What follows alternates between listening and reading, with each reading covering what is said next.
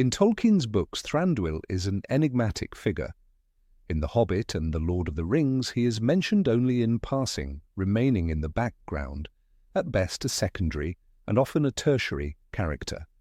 His motives are unclear, his actions often contradict the familiar image of noble elven lords, and his personality lacks the layers Tolkien granted his central figures.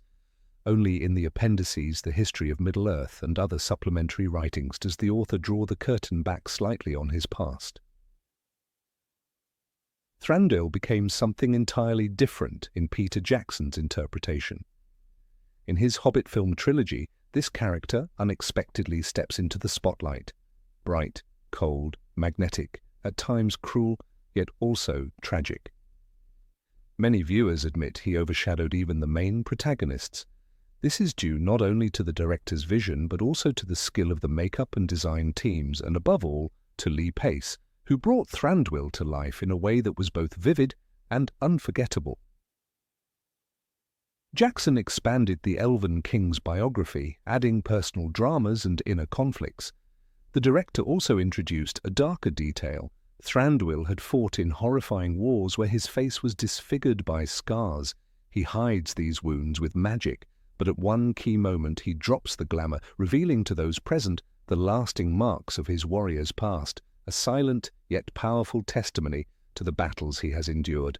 And then we hear his words, "Do not speak to me of dragon fire. I have seen his wrath and his power. I have fought against the great serpents of the north."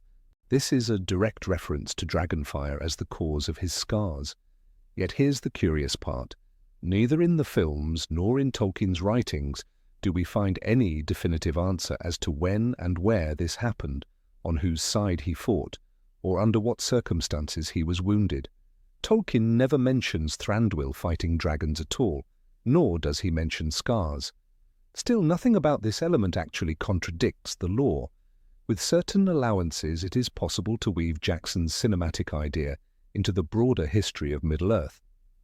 Unlike some modern adaptations, Jackson generally tried to keep within Tolkien's framework, which is why fans often search for ways to bridge his interpretation with canon. Three possible scenarios emerge for how Thranduil might have received his scars. Version 1, Book Canon, The War of the Last Alliance. If we stick strictly to Tolkien's texts, there is only one major conflict, in which Thranduil is confirmed to have taken part before the events of The Hobbit, the War of the Last Alliance of elves and men against Sauron. At that time, the woodland realm, then Greenwood the Great, was ruled by Thranduil's father, Orifer. Despite mistrusting the Noldor, he joined King Gil-galad in an effort to stop the Dark Lord. Orifer led his forces into battle alongside his son, but their troops were less well-armed and less experienced, and pride prevented them from following allied commands. The result was disastrous. The army suffered terrible losses. Orifer was killed, and Thranduil lost not only his father but many warriors under his command. There were no dragons in this war, but brutal fighting could easily have left deep scars. If we assume that Jackson simply replaced the cause of the wounds with something more cinematic, then the War of the Last Alliance is the most likely canonical explanation. Version 2, Jackson's take, Wars with the Northern Dragons. In the far north of Middle-earth, long and bitter wars with dragons truly did take place. After a Balrog drove the dwarves from Moria, some resettled in the Grey Mountains. The wealth of these halls soon drew the attention of the northern dragons, and a struggle began that lasted for centuries. Its climax came with the killing of King Diarno and his son, Fror. The dwarves abandoned the Grey Mountains, leaving them to the dragons. The scale of these battles could easily have produced wounds like those Thranduil bears in the films. However, Tolkien never mentions the woodland elves taking part in these wars. In fact, Thranduil was not close to the dwarves at all, which makes this version unlikely, though it is undeniably effective for cinematic storytelling. Version 3, Jackson's take, The Fall of Gondolin.